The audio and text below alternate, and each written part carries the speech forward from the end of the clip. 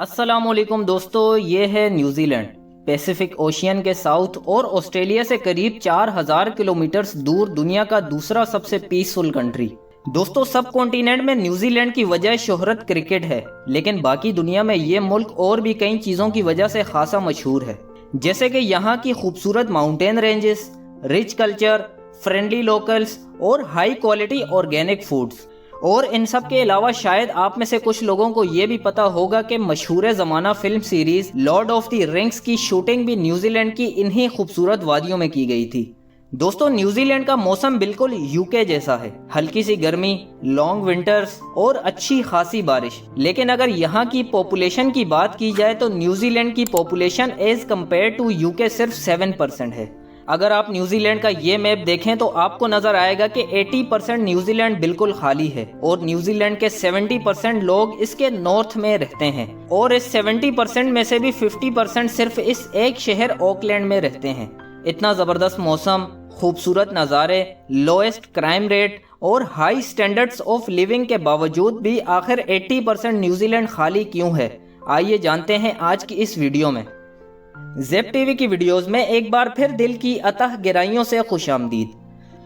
दोस्तों, सबसे पहले अगर हम वर्ल्ड मैप देखें तो यहाँ न्यूजीलैंड हमारी बाकी दुनिया से बहुत दूर दिखाई देता है, और इस फासले का अंदाज़ा इस बात से भी लगा सकते हैं कि अगर हम कराची या मुंबई से प्लेन में बैठें तो ये पूरा अरेबियन सी और इंडियन ओशियन क्रॉस करने के बाद ऑस्ट्रेलिया से होते हुए यानी 18 से 22 घंटे की फ्लाइट के बाद ही हम न्यूजीलैंड पहुँच सकते हैं। और अब सवाल ये पैदा होता है कि बाकी दुनिया से इतने दूर आखिर इंसान यहाँ इस आइलैंड पर पहुँचा कैसे। लेकिन अब इस केस में भी मुख्तलिफ लोगों के मल्टीपल व्यूज हैं, जैसे कि न्यूजीलैंड ऑफिशियल्स के मुताबिक आज से तकरीबन 1000 साल पहले लगभग 1320 से 1350 के बीच माओरी लोगों ने इस आइलैंड को डिस्कवर किया। माओरी पैसिफिक ओशियन के इस सारे आइलैंड्स, जिन्हें पोलिनेशियन आइलैंड्स भी कहा जाता है, इन आइलैंड पर रहने वाले लोगों को कहा जाता था। ऑफिशियल्स रिसोर्सेज के मुताबिक माओरीज बड़ी बड़ी कश्तियों में सवार होने के बाद अपने आइलैंड्स को छोड़कर यहाँ आबाद होना शुरू हो गए, और ये वही ज़माना बनता है जब मंगोल एम्पायर अपने उरूज पर था और वो पूरे यूरोप और एशिया पर अपना कंट्रोल ले रहा था।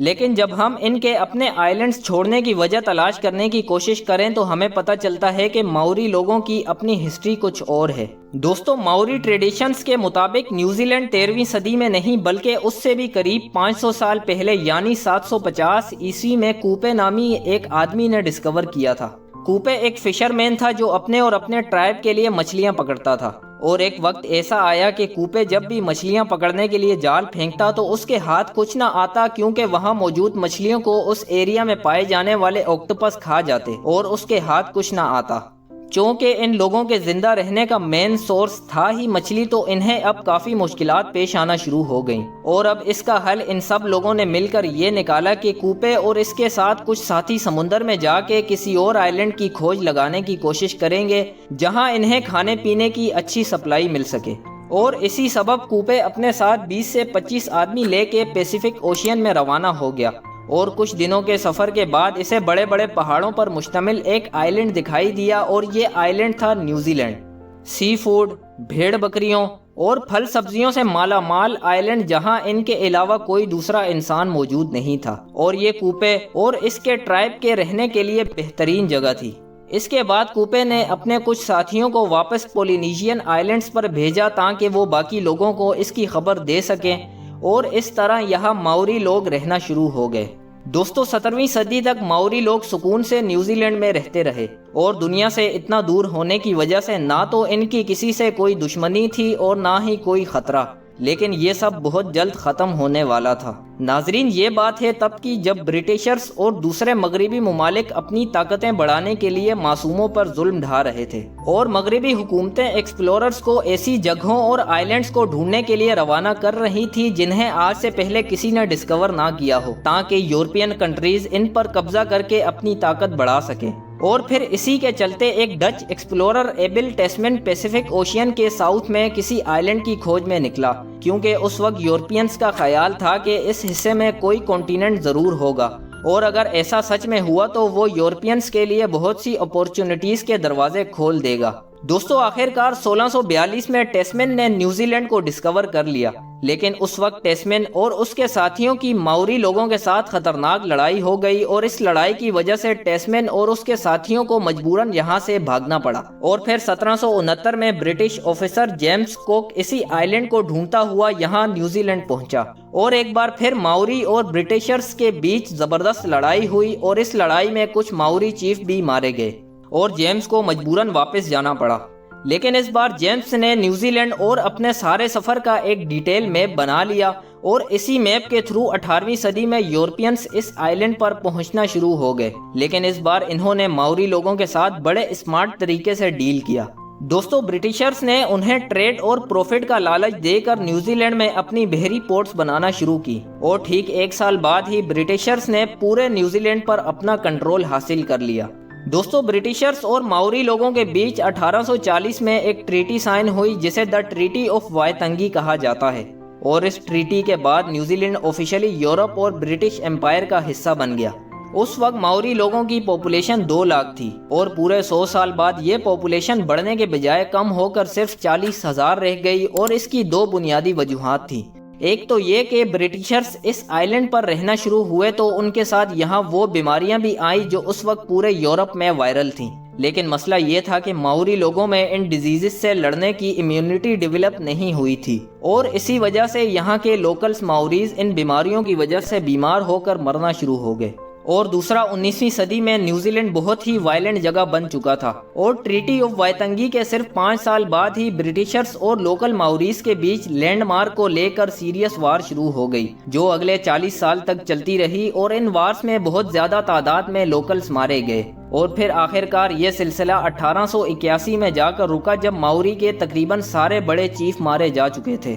اور ماوری موومنٹ بری طرح کرش ہو چکی تھی، اور اب برٹشرز بھی اس بات کو سمجھ چکے تھے کہ لوکلز کو ڈیولپمنٹ پروسیس میں شامل کیے بغیر آگے نہیں بڑھا جا سکتا، اور اس کے تحت ان وارز کے فوراً بعد برٹش گورنمنٹ نے ان لوکلز کو الیکٹوریٹ پروسیس سے لے کر ہر ڈیولپمنٹ پروجیکٹ میں کی اسٹیک ہولڈر بنا دیا، اور اس کی وجہ سے کچھ ہی سالوں بعد نیوزی لینڈ میں امن اور خوشحالی کا سفر شروع ہو گیا۔ لیکن پھر بھی جیسے ہم نے ویڈیو کے شروع میں بات کی تھی کہ نیوزی لینڈ کا اتنا بڑا حصہ خالی کیوں ہے، اور آخر نیوزی لینڈ کی ساری آبادی اس کے نارتھ میں کیوں رہتی ہے؟ دراصل نیوزی لینڈ کا سدرن ریجن خالی اس لیے ہے کیونکہ یہاں اس سارے حصے میں رہنا یا کنسٹرکشن کرنا لگ بھگ ناممکن ہے، کیونکہ سدرن نیوزی لینڈ میں ہر طرف ماؤنٹین رینجز ہیں اور یہاں ہر طرف پہاڑ ہی پہاڑ ہیں، اور زمین اتنی ان بیلنس ہے کہ بیسک انفراسٹرکچر جیسے کہ روڈ بلڈ کرنا بھی تقریباً ناممکن ہے، اور پہاڑوں کے ان طرف یعنی ایسٹرن سائیڈ کی زمین بہت ہی خشک اور انفرٹائل ہے، جس کی وجہ سے یہاں ایریگیشن وغیرہ بھی نہیں ہو سکتی،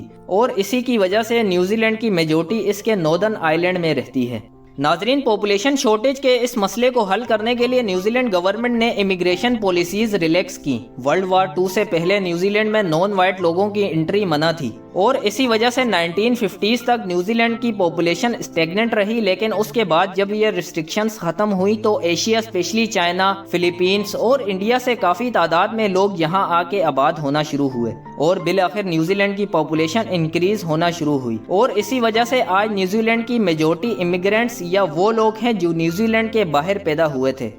جیسا کہ ہم نے پہلے بھی بتایا کہ نیوزی لینڈ کی میجورٹی آکلینڈ یا اس کے آس پاس رہتے ہیں، اور یہی وجہ ہے کہ آکلینڈ کا شمار دنیا کے گنجان آباد شہروں میں کیا جاتا ہے، اور اسی وجہ سے یہاں لینڈ سپلائی کم اور ہاؤسنگ ڈیمانڈ زیادہ ہے، اور اسی کے چلتے نیوزی لینڈ گورنمنٹ اب لوگوں کو $8,000 تک کی گرانٹ دے رہی ہے تاکہ وہ آکلینڈ سے 100 کلومیٹر دور وائکاٹو میں شفٹ ہو جائیں، تاکہ یہاں پاپولیشن فلو میں تھوڑی کمی آئے اور ہاؤسنگ پرائسز نارملائز ہو سکیں۔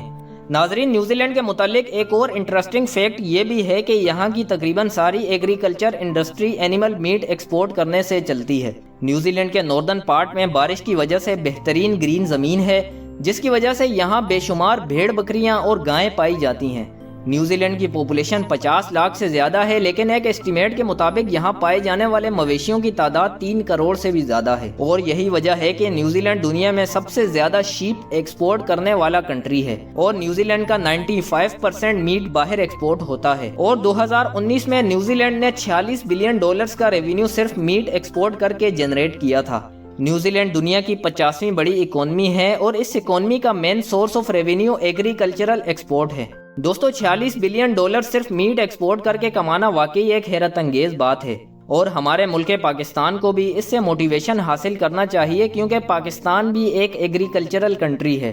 اگر آپ کو یہ ویڈیو پسند آئی ہو تو اسے لائک کر کے اپنے پیاروں کے ساتھ ضرور شیئر کریں۔ پھر ملاقات ہوگی ایک اور نئی معلوماتی ویڈیو کے ساتھ، تب تک اپنا بہت سارا خیال رکھیے گا۔ اللہ حافظ۔